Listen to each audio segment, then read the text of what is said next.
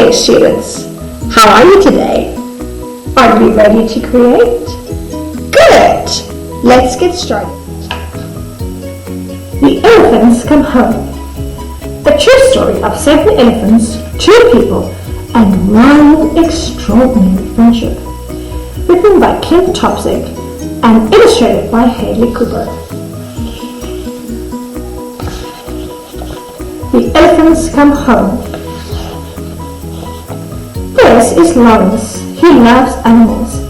This is Frances. She loves Lawrence. This is Max. And this is Tula Tula, a farmhouse, a garden, a swimming pool, and 11,000 acres of African bush, savanna, and forest. Around Tula Tula stretches miles and miles of fences, so the rhinos can splash the river. The impala Cape buffalo and zebra can gaze the savanna. Even the crocodiles at the Gwala Gwala Dam can swim in peace. There is no hunting at Tula Tula. When spitting snakes creep into the farmhouse, Lawrence uses a soft broom to scoop them outside. When bark spiders weave webs between the patch of furniture, Frances tiptoes around them. And when monkeys steal cheese from Frances and treats from Maxwell, it's a monkey's job to find food, so nobody scolds them.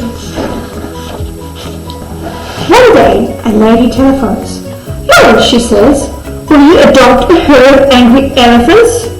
"Angry?" Lawrence asks. "They've been bullied and hunted," the lady says. "Now they roar at the rangers and crush our fences. Folks are frightened and the herd might stampede through town. The village chief says it's a matter of safety. The herd must leave or be shot." Lawrence has never taken care of elephants, but he says yes, they may come to Tula Tula. To prepare for their arrival, he builds a boma, a wide corral with a strong fence where the elephants can live a while they get used to their new home. He repairs broken pots in the outer fence. Then he posts signs reminding the neighboring Zulu villages, no hunting. Meanwhile, the elephants ride in a trailer past sycamore figs and acacia trees, beyond the Umfolozi swamp and along the Nsileni River. They bump over 1, 2, 3 railway tracks, and then down a dirt path where a sign points the way to Tula Tula. The elephants come.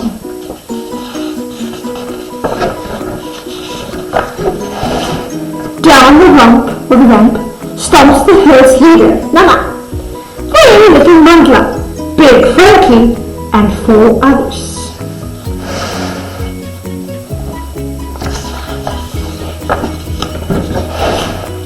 They look at the unfamiliar farmhouse. It's swimming pool and the boma. They look at the strangers, Lawrence, Frances, and the rangers. Right away, the elephants pound their hooves and trumpet angrily. "They're naughty," the rangers complain. "They're nervous," Lawrence says. "Wouldn't you be if you moved far from your home?" Everyone holds breath and waits.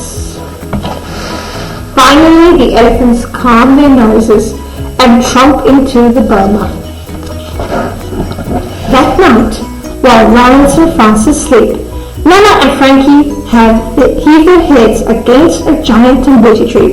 They push and shove until the tree topples and smashes the boma fence. The elephants bulldoze forward and use their bodies to break the outer fence. Crash! The herd marches out of Tula Tula.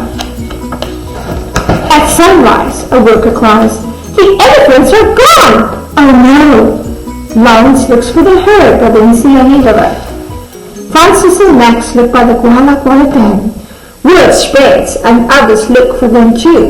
Hunters! Danger waits for the elephants outside the safety of Tula Tula. Lawrence's friend Peter has a helicopter and searches the thick jungle from the sky. Eureka! He spots the elephant in a grove of acacia trees. Still, the emergency isn't over. He has to convince the elephants to turn around. Fast!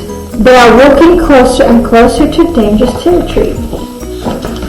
Peter zooms close to the elephants over and over again, trying to herd them away. The elephants are unimpressed, but finally, inch by inch, the elephants turn back to Tula Tula.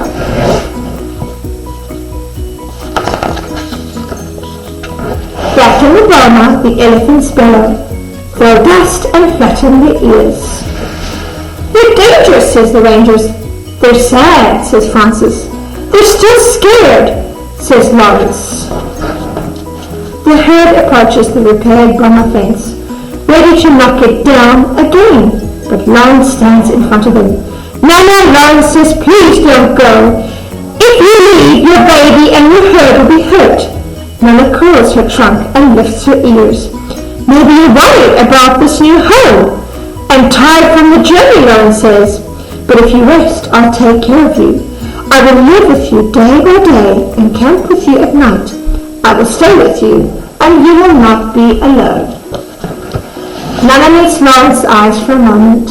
Then she turns away from the fence and leads the herd into the boma's brush. The elephants stay. Lawrence builds a tent, and he and Max camp by the boma. He sings to the elephants during the day and tells them stories by night. Soon the elephants' cranky behavior changes to ear flapping, head waggling, and trumpeting. What does it mean? Francois asks. They're happy, Lawrence says. Lawrence and Nana get to know each other. They walk together and talk together. Lawrence with words and Nana with comfortable rumbles. One morning, Nana does something very special. She reaches her trunk through the gate and pats Lawrence's stomach. It is a sign of friendship.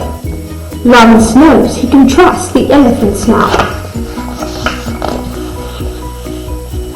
At last he opens the boma gates wide so the elephants can explore pastures, rivers and thickets of Tula Tula.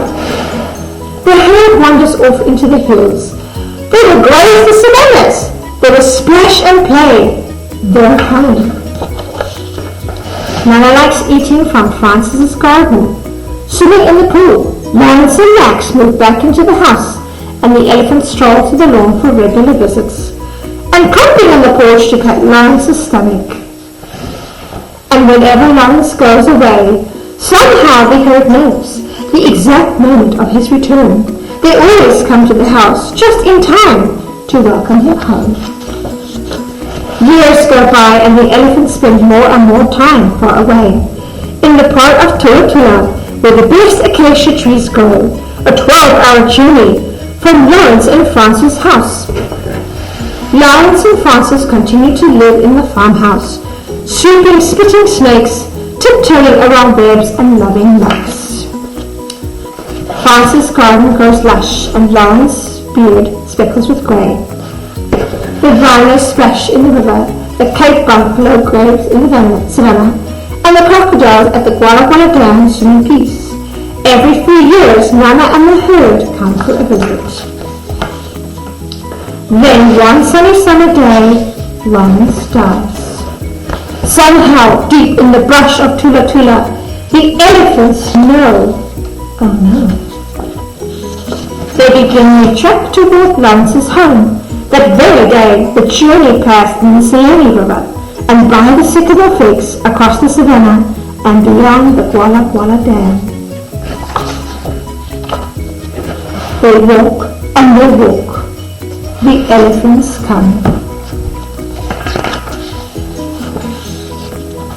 Frances looks out her window as the herd forms a circle around the house. The elephants look at Frances, make soft grumbles, and bow their heads. They spend the next 3 days there. The elephant lives with Frances by day and camp with her by night. They stay with her and she's not alone.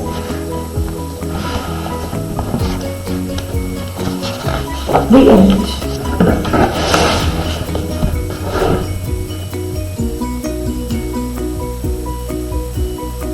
Okay, so I'm going to start today's lesson. So to draw our elephant, you need a piece of paper. You're going to get a piece of paper like this. You're going to get a pencil and an eraser and some markers. And also you need to get a black marker for drawing the outline. So first we're going to start to draw our elephant on a piece of paper like this. So basically you're going to put the paper on the horizontal side because you want to draw the whole body. So I'm going to start with this side and I'm going to draw a nice big C like that. So you don't want to draw it too small. So you're going to go across like that. Yep. Now this side you're going to draw the big elephant ear. So you're going to go here, take a finger first and practice. So you're going to go across to here. And then you're going to go here and go like that all the way down. So you're going to go like this, and then you're going to go all the way down like that. Okay, so now for the trunk part, you're going to go here again. So you want to make it like this thick. See, there we go. And you're going to draw just like that, but you're not going to finish it yet. We'll do that later. So for this part, I want to draw the tusk. So you're going to take the side, the same size, take a finger like that, so you go like that, and then you're going to practice drawing it like that. So you're going to take this part and you're going to draw a rectangle like that, okay? And now you're going to draw like a J, like that, go across like that. Practice with your finger first. So you're going to do that, and then you're going to go like that. And then here, in the middle there's a line there, you're going to erase that, okay? So now, you're going to draw the ear here. So once you're finished with that, okay, you're going to take a line like that. So we're going to draw the first leg. So I want to go back to the trunk here. So to make the shape of the trunk, you can kind of do a shape like that, a small M. So now you're going to start off with the first leg. Now remember, elephants have 4 big legs, very thick. So you can go down here and you're going to go down like that. And now you want to go across here. So you're going to do that. Belly here. And go here. Okay. And then you can go to here. And then you're going to round it up here. Okay, so I'm thinking that this trunk is a little bit too long. So what I'm going to do is I'm going to erase it a bit. That's why you do it in pencil first. Okay. And change it just a little bit. So we're going to go back to here and then draw the trunk here. Of course you can draw the trunk going that way, but today I'm going to draw it like this. Now you know elephants have 4 legs. So 2 on one side and the other side. So you want to show these legs going behind here. So you draw a square there and a kind of rectangle shape here. Alright, now you're getting ready to do the details. So before we do that, make sure that each of the lines you don't like or don't want is erased. So now you're going to get your black marker. So I'm going to grab one here. And now, you ready? You're going to go over the same lines.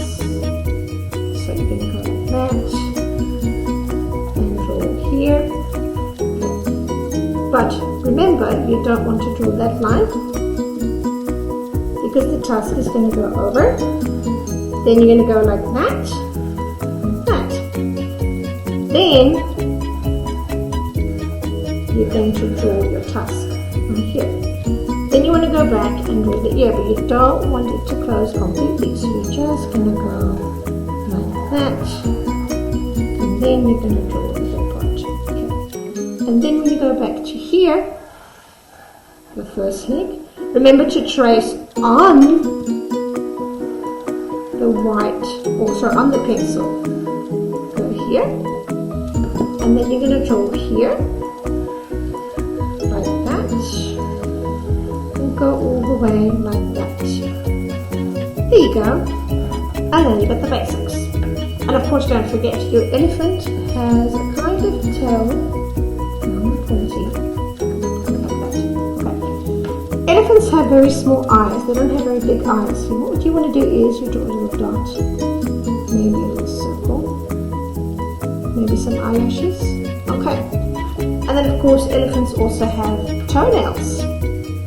So the bottom here, you kind of want to do that.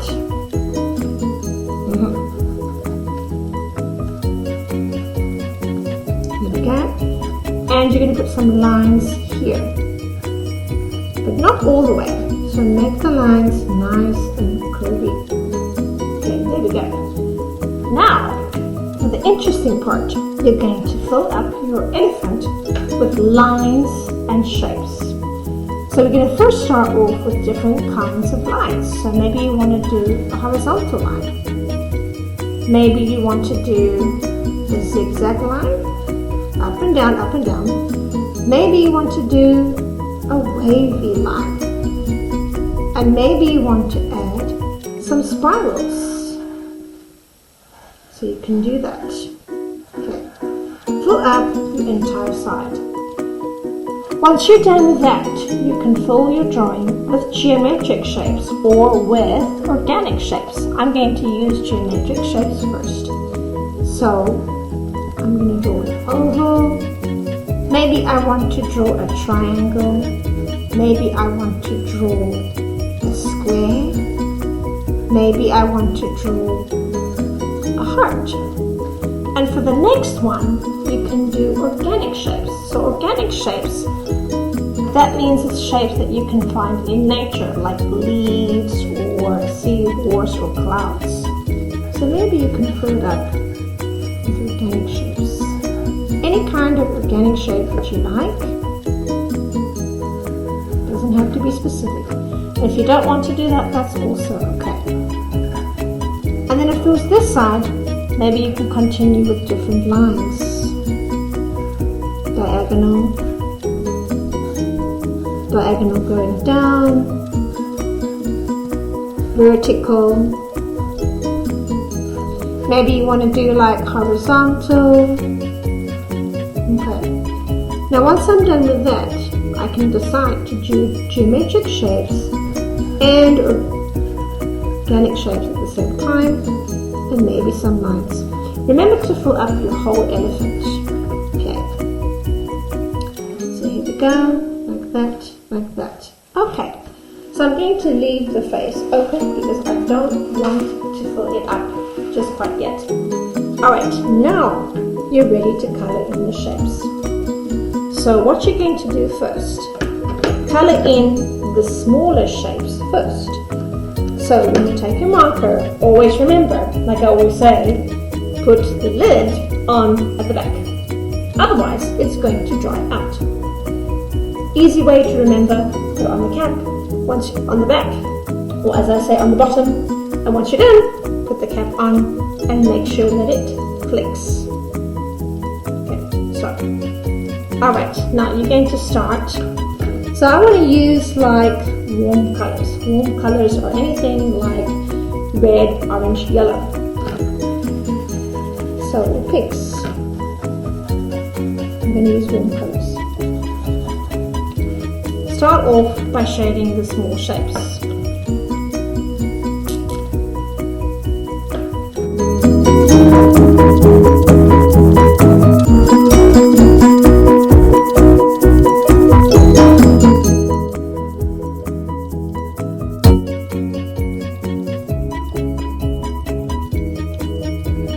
Make sure that when you shade in, that you cover in the white lines.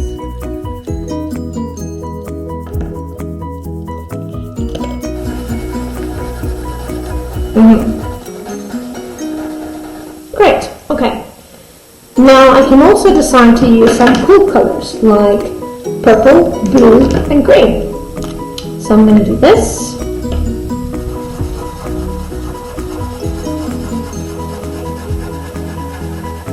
Okay, some blue.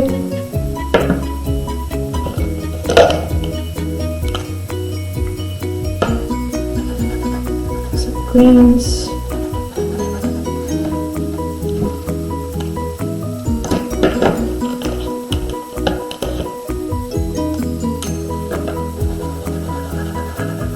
and do that.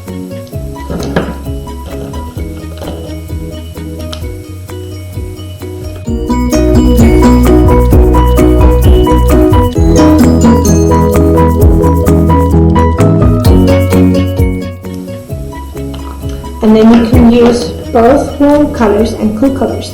Again, I'm going to stick to the small shapes. Do those first.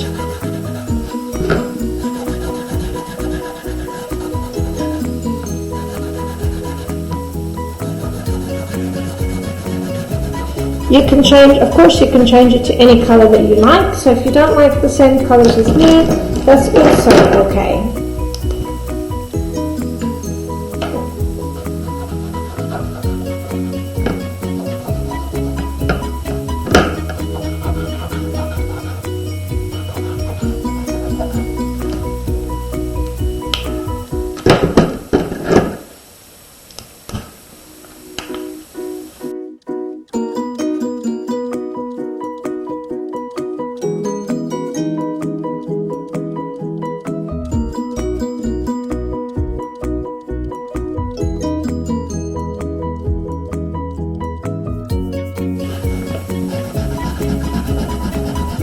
And you can leave some spaces white.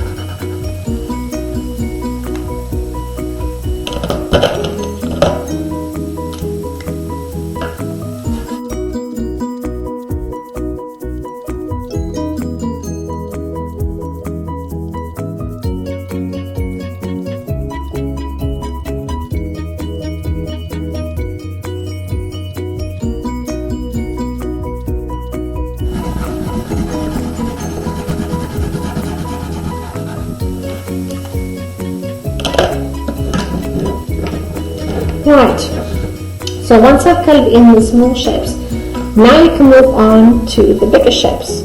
So for the bigger shapes, you can use something else called pencils.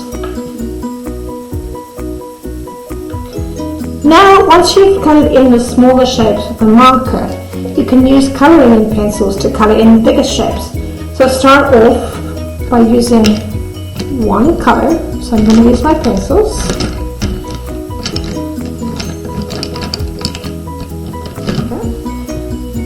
And you can basically start by drawing an outline here and then coloring in the side. So you can do like a contrast, like if you have, I'm going to change it, if I have a warm color, maybe I want to use a cool color, or if I have a cool color, I want to use a warm color next to it.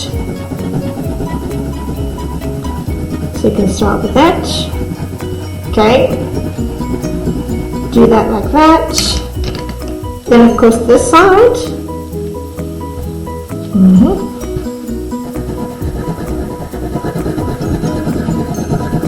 Wherever you decide to have the color.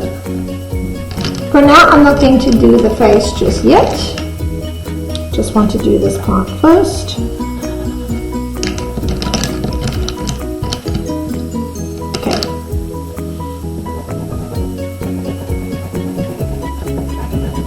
You can start here.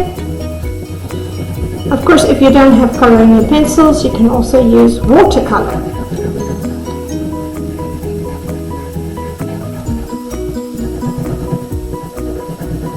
So, here we go.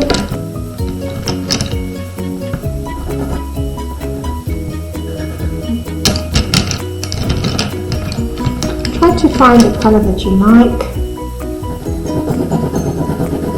You may use your favorite color.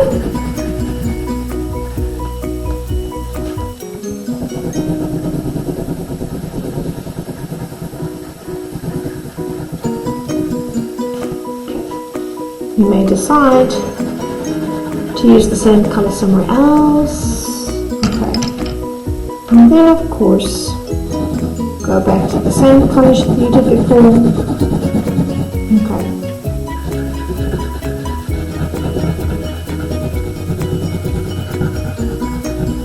Right, okay, so once you're done with that, then of course if you want to add something to the face, so I'm going to draw lines, but this time I'm going to take markers.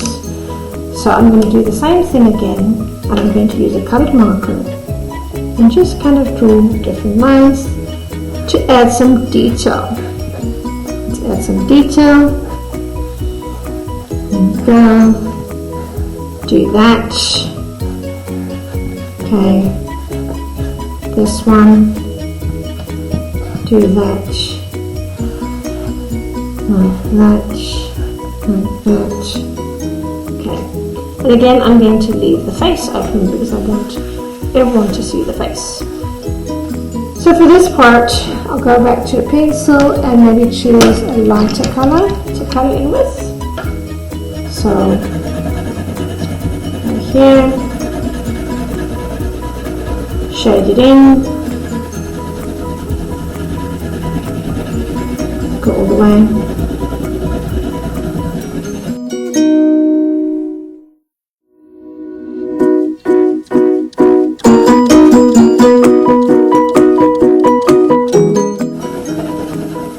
Right, go on here, there we go. Okay, now once you're done with that, of course you can decide to add the background.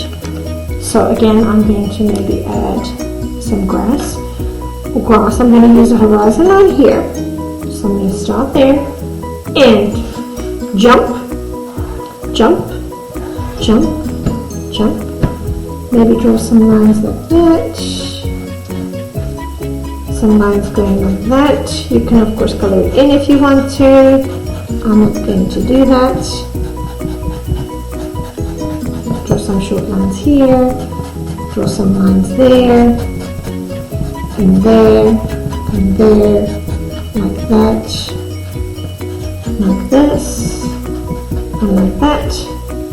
Maybe you can choose a different green, a lighter green, or whatever color you have.